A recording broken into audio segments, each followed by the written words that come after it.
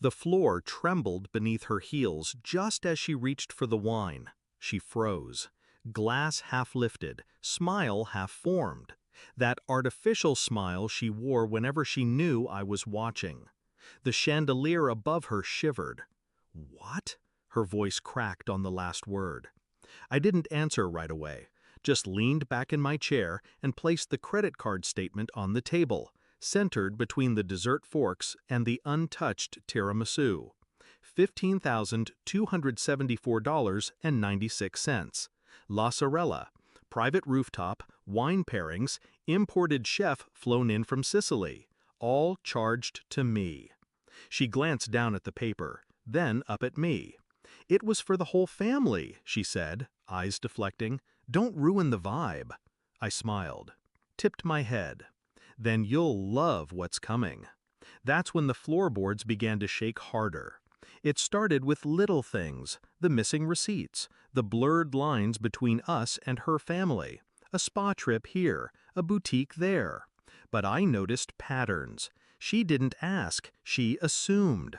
Her mother's face when the caviar was served, smug, like a queen with her court.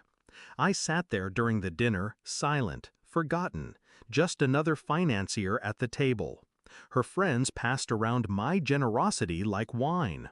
When I brought up the charge the next morning, she laughed, said it was a gift, as if I had ever agreed to it.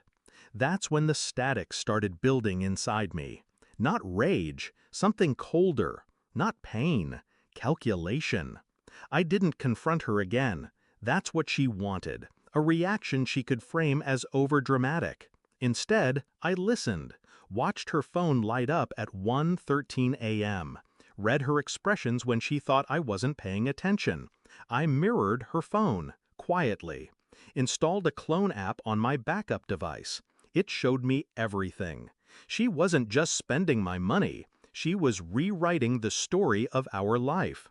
To them, I was a background character, a wallet with a heartbeat. The real group chat, titled House of Queens, painted the full picture. "He's so gullible. He'll pay for anything if you say it's for family. Didn't he used to be smart?" She joked about emptying my accounts before starting fresh. Her mother encouraged it. Her sister called it generational wealth transfer. I read, downloaded, archived.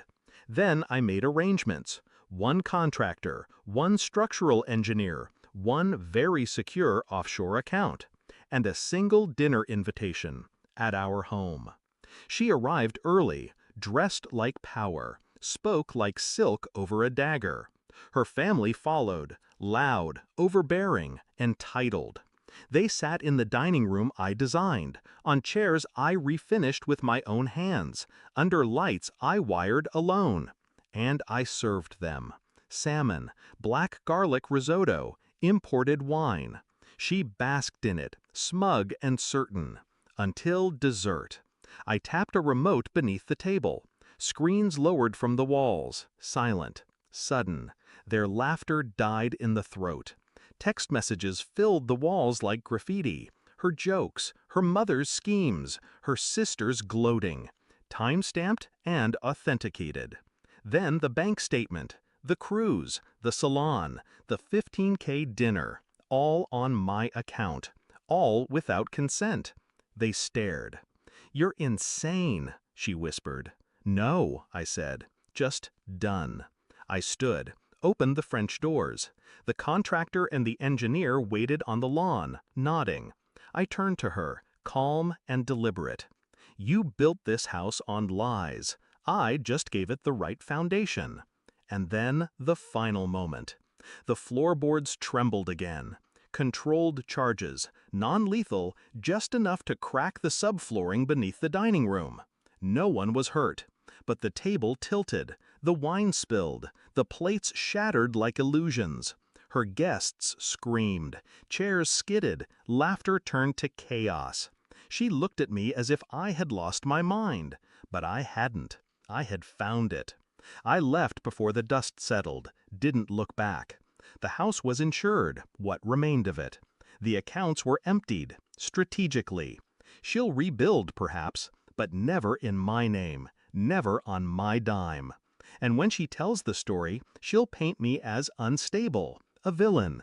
But deep down, when it's quiet, when her friends stop calling, she'll remember the look in my eyes when I said, "Then you'll love what's coming." And know that it wasn't a threat. It was a promise kept. You can only steal from someone who doesn't know what they're worth.